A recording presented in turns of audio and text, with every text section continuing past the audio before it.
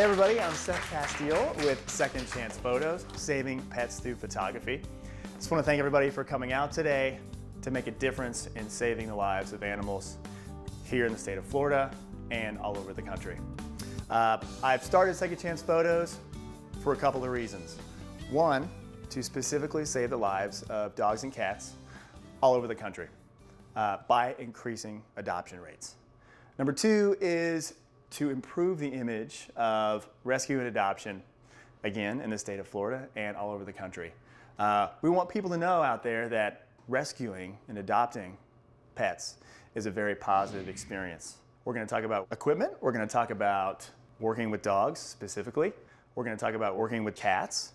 We're going to talk about the marketing of the photos and how we can get all these photos seen by as many people as possible to help increase adoption rates. I have been doing this for about 4.5 years, and what happened is we found some kittens on the Sony Pictures lot that didn't have a place to go, and I volunteered to take some pictures of the kittens in hopes to maybe draw some attention. And we snuck into an executive's office at Sony, brought them in, let the kittens run around on the furniture. I don't think we were supposed to do that, and got some really funny pictures along the way. The pictures resulted in adoptions of all 4 kittens, which was really cool. And then a couple of weeks later, we found some more kittens, and we did it again. And then there were some more kittens, and we did it again. So the whole big goal with Second Chance Photos is really to create an awareness, first and foremost, about the importance of marketing for rescue and adoption. And it's obviously specifically to help dogs and cats find forever homes. Specific pets saving lives. Also marketing for the shelter, for example, this place, is we want to get people in here. We want to get volunteers in here. We want to get the public in here. We want to increase adoption rates.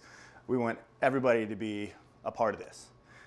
And number 3, and probably the most important, is these pictures and the marketing efforts are improving the image of rescue and adoption. You know, the biggest problem with people have with animal shelters is people think it might not be a positive experience to go in and visit the shelter and maybe adopt a new dog or a cat or a rooster or etc. So the positive photos are the key. What I do is try to embrace natural settings of an animal shelter. Every animal shelter that I visit is different. You're not always going to have beautiful green grass and trees and backdrops and that kind of thing. Chicago in the wintertime isn't very green. Neither is in Colorado. So it's kind of tough, but everywhere you go, every time of year, whether it's cold, whether it's hot, whatever the circumstances are, pictures need to be taken. Dogs and cats need to find homes. So I want to talk a little bit about equipment. That's an important part of it all. This is a picture of a dog underwater. Some of you may have seen this picture. The reason I'm showing you this picture is this was taken with a point-and-shoot camera, a cheapo point-and-shoot camera. So the idea here is you don't need professional gear to get a good picture. A lot of people don't know that. You know, it's kind of a cool picture I lucked out, you know, and I happened to be working with a really cool dog here. It's all about the dog, really, on this one. But it is a point-and-shoot camera that didn't cost more than a couple $100, cheaper than that. I've done a lot of work with point-and-shoot cameras, but there's a clear advantage to using something like this. And this is a Canon 7D with a 50mm lens. This situation right here is really, it's too much for what we're doing today. I got my start with a little camera called the Rebel XT by Canon. Again, many of you folks already have your digital SLR cameras. We're going to talk a little bit outside about the lens, why I use the lens, why I use this particular camera. But any digital SLR camera will do. But really it's about the lens, and I'm going to show you why I recommend this. So yeah, the gear, we kind of covered the gear. Oh, I was going to talk about flash. So I'm just going to kind of ramble. I don't have note cards. I'm just kind of rambling here. But flash, I don't use it, and I'll show you why outside. Just with my particular situation, I don't use it because I think that's irrelevant for how I shoot my photos. That being said, other situations, flash may or may not come in handy. That picture underwater, there's no flash used in that picture. So, and all of my shelter photography that I have on my website, etc., there's never any flash that's used. And very rarely do I even use flash in my work because it's unnecessary for how I work. What we're going to do here in a few minutes is we're going to go work with a few dogs outside. We're going to go to a couple different spots. I'll just kind of show you how I work. Working distance with the dog, how to team up with a partner, lighting, background emotion. And emotion is probably the #1 thing for these photographs. Obviously, you want to try to eliminate elements of negativity. Paul and I were just chatting about this, and you want to create a positive experience for whoever is looking at these photos. That's the idea. You want to get people in here to meet this dog or cat. You want to get people in here to meet other dogs and cats. You want to get people in here, period. That's the idea. So the background, keeping it positive, elements of nature. You don't want to have bars and cages and concrete, anything really dismal. You want to keep it as positive and uplifting as possible. You know, with you guys here, you guys have a system, but I like to let folks know, you know, you want to, if you're volunteering somewhere, and this is sort of irrelevant here, Paul's got a great system set up already, but you want to try to prepare the photos and get them ready for people to see them, rather than just send, you know, if you take 100 pictures of a dog, for example, don't send 100 pictures into the shelter, and you want to get it ready. You want to choose the final picture or pictures, get it ready for the internet. One thing I've been doing too, and Paul, we should chat about this, I don't know if you guys are doing this, but is adding to the picture, adding the name online, as well as the ID number on the picture. That way, if the picture, the power of the internet, I just found this out a couple of weeks ago. Pictures can travel really fast to the internet and through a variety of ways. You know, adding information to the picture can be really, really valuable, because if there's a picture that's terrific and someone sees that, they may not, and they share it, all of a sudden, hey, now I've just seen 10 people down the line, hey, here's a great picture. Who's this dog? Who's this cat? I don't know. I'm not sure where to come from. So if you add on the ID number, maybe the name, and also the facility, all of a sudden we have a winning combo of a picture and information, so that we didn't lose out on opportunities because the picture was shared. I mean, if the picture's shared, we should gain opportunities. So it's something to think about, and something that I'm advising, or just really advising animal shelters to do, is add the information on the picture itself in case it does take off and people see this, because you just never really know. You never really know. You wake up one day and 300 million people see your picture. So that can happen. You know, that happens to a picture at an animal shelter, and I think it's going to be it's a good thing. So, yeah. But yeah, I think that's kind of my chat about marketing. Obviously, getting the picture seen by people is just as important as taking the picture. So if you take a good picture and nobody sees it, what's the point? So you want to get that seen. Again, chatting with Paul, seeing what y'all have been up to here. You're obviously getting pictures out there, which is fantastic. I also really like that you guys have essentially posters, flyers on some of the kennels advertising the dogs that are colorful, that are positive. The name is on there. You know, they say, why have a picture on the cage? The dog is already right there. You can see the dog. Well, sometimes maybe the dog is sleeping. Maybe the cat is sleeping. Maybe the dog's having a bad day. Maybe the dog is, who knows? So if you have really positive pictures there and colorful on the cage itself, you'd be surprised that people will do a double take. All of a sudden, a dog that you may not notice is, well, wait a second. It also showcases a level of effort that volunteers and staff are making towards that specific pet. People forget about that. Hey, wow, somebody actually took time to take 3 pictures, really good pictures of this dog, and create a flyer and laminate it and put it up here so it's not going to get knocked down. There must be something special about this dog or cat. People think about that because they want to say, there's always a little bit of an element of risk when you adopt, and you want to know that other people are supporting this pet. So if you see that level of effort, I think you're gonna maybe consider more strongly adopting that pet. Should we go outside and take some pictures? Okay, let's do it.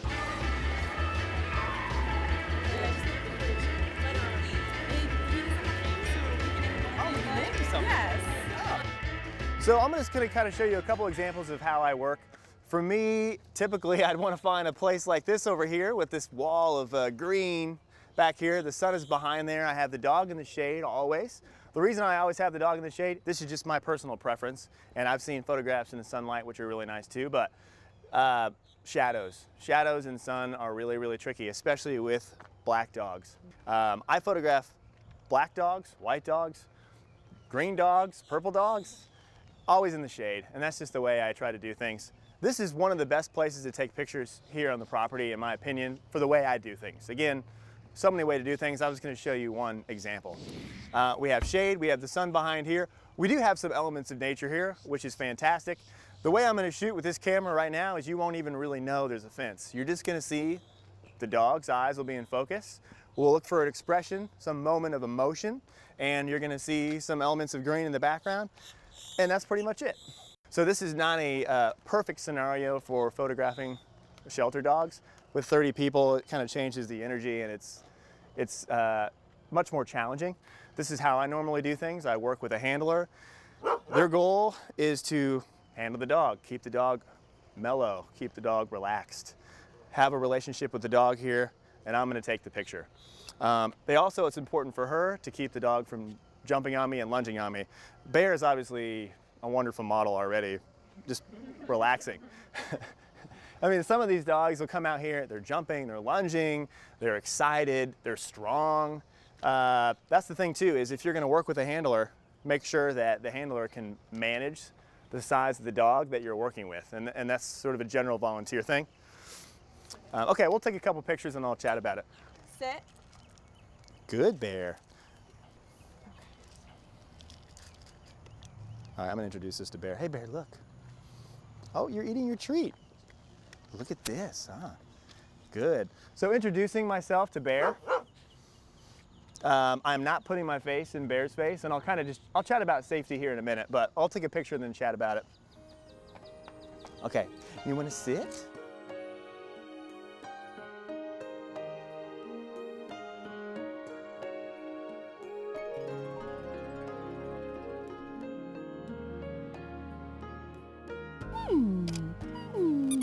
Oh, good. Oh, good. You did so good. Good, Bear. So you can see, I'll show you guys this picture. And we'll keep working on this, but you can see, you can't really see the fence back here. You'll just see some greenery. This is just the example. I don't think this is a strong emotional shot, but.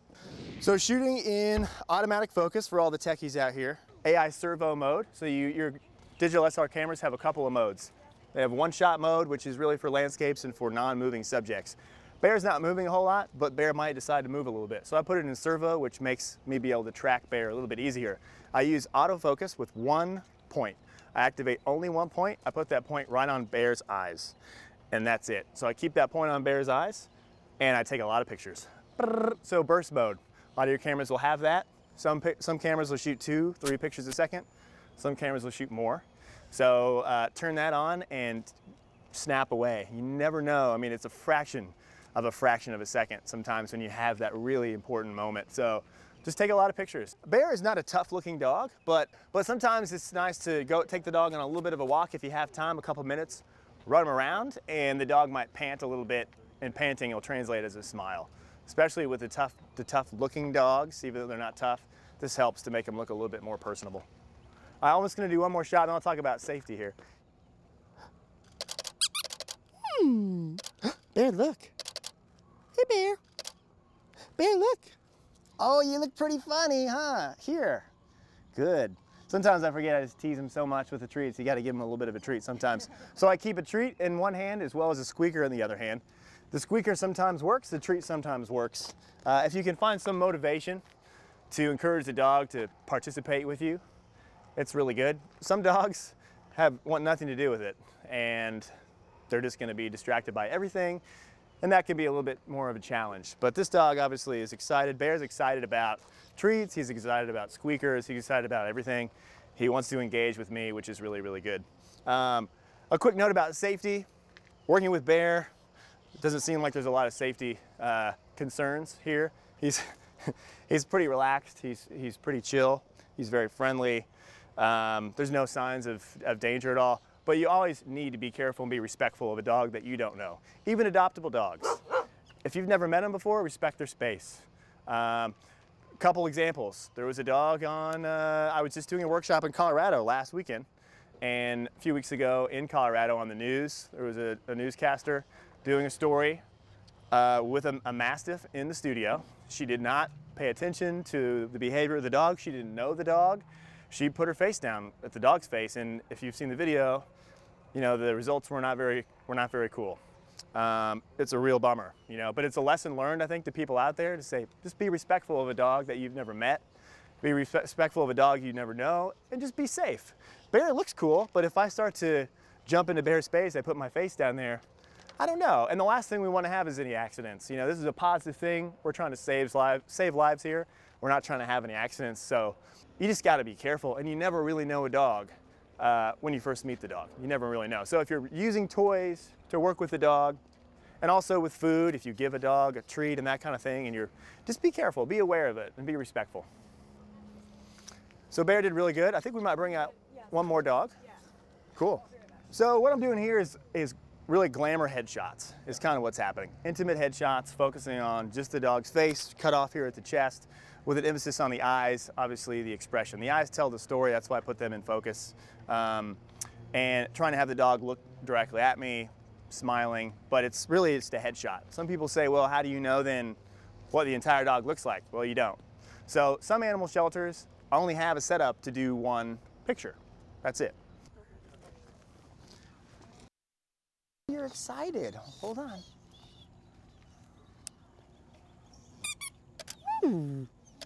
So she's not quite interested in the squeaker toy. She can sense that there's a lot of people here taking her picture. So I'm gonna let her. I don't have it anymore. So I'm gonna let her smell this. Sit. Good. Also, dogs taking treats from you too. Just be aware. Some dogs are so excited that it's, you know, she's totally fine, but you know, be careful when you're presenting fingers. Good. Okay. Here's some more. Look. Can you sit? Good. Oh, it's here. Look at it. Look. Good. Look. Look.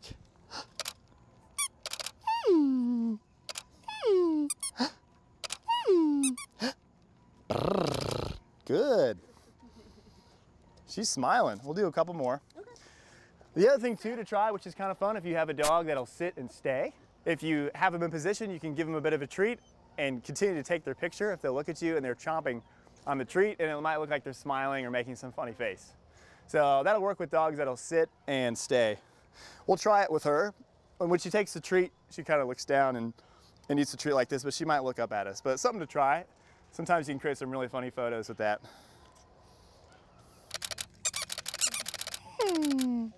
Last one. Good. We don't necessarily have to be best friends for me to get this picture.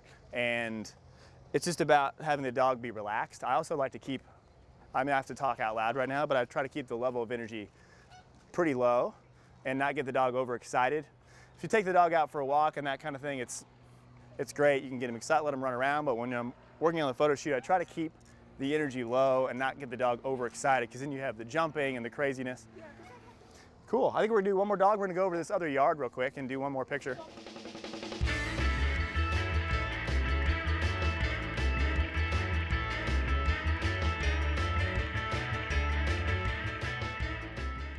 Okay, so what we're gonna do out here, we're gonna work with a little dog this time. And little dogs are a little different, obviously, than big dogs. Sometimes their energy level is different.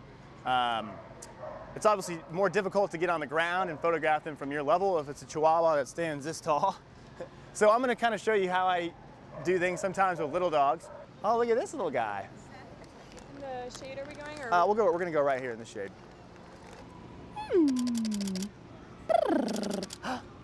Look, he's tough because he's black, he's little, and he's not really too interested in what's going on. He's very distracted. He's very happy. Look at him. I mean, he's having a blast. But he gets in this situation, he can sense something's a little strange. Why am I sitting here with 30 people watching me? What are these noises? All of a sudden you can tell he turns his head, he's looking. So it's a tough situation because of the level of distraction, but it's gonna be positive with a little bebop. Be patient with him, let him do his thing. Sometimes it takes a few minutes for him to be cool, and I don't wanna force it. I'm not gonna get frustrated. Send him on a walk, let him relax a minute, you know, and then we'll step back in. I think I got a couple of good pictures already, but we'll take a couple of more and kind of see. The last thing I want to do is really make him stressed out. Hey, buddy. Oh, good. Look.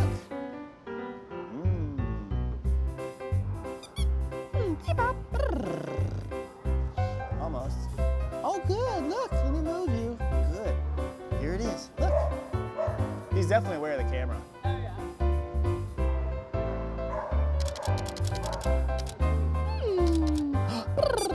I'm gonna do one more. Look, buddy. Oh, yes, it's pretty good. So thanks for your patience, everybody. So that's kind of a good example because it's a little dog, it's a dark dog. We got a great picture though. We just need to spend a little bit of time with him, get him comfortable. He had a little anxiety, I think, about the situation and about the camera in particular. I could tell he's looking at the camera and he's like, well, I don't know what this is. You just try to distract him with some food and let him know that it's gonna be all right, and he came through. I think we actually got a pretty cool picture of him. Cool. All right, we're gonna go look at the cats real quick.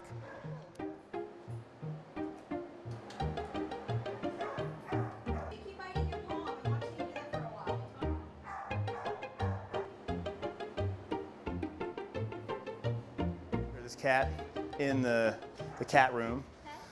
What do we call that cat room again? It's Cat condo. Cat condo, yeah. So obviously I think you got, I mean, we did a quick version of photographing the cats in there. I think you'd want to spend maybe a little bit more time, but it's fun. Here's one of the pictures that I got. Just again, a headshot. Aww. I mean, I think we could probably do a little better if you spend some more time. Just simple, eyes are up. Looks like his cat's kind of smiling just a touch. One additional thing about working with the dogs I wanted to say, chatting with Paul about this, and I know you guys probably have that set up, is figuring out a way to get the most amount of work done, photograph the most amount of dogs successfully in a short amount of time. I've done, as few as 5 an hour. I've done as many as 35 and 90 minutes, and all good shots on the 35. So quickly, but I had a team of people working with me. So when I have that handler working with me, that's helpful. If I have a couple other people that are actually pulling dogs from their situations and bringing them outside, that saves us 10 minutes per dog. So if I have to, me and the handler have to go back and get a dog, or we're waiting just for the handler. If I have one handler, they got to return the dog, they got to go get the new dog, bring the dog out, then we spend 10 minutes just waiting there. So that's not a very good use of time, but if you have 4 or 5 people, then all of a sudden you've got people lining up, bringing the dogs out, snap, snap, snap, boom, just keep it moving like this. So it can really expedite it and you get a lot more accomplished. Last year I took 340,000 pictures. It's a lot of pictures. That's how many pictures I took. I didn't realize I took that many. So I'm so used to doing this. I take a lot of pictures and I'm shooting every day. So inevitably, you're working with animals, you're shooting pictures every day. You know, you're gonna take a lot of pictures. So I'm used to taking a lot of pictures. I'm used to looking at a lot of pictures. I go home, I have my memory card, I pop it in, and I just scroll through. I just use I'm actually on a PC, and I'm using a Windows photo program and just scrolling through, and I tag pictures that I like, and I say 5 stars, you know, you just put a star mark on it. I like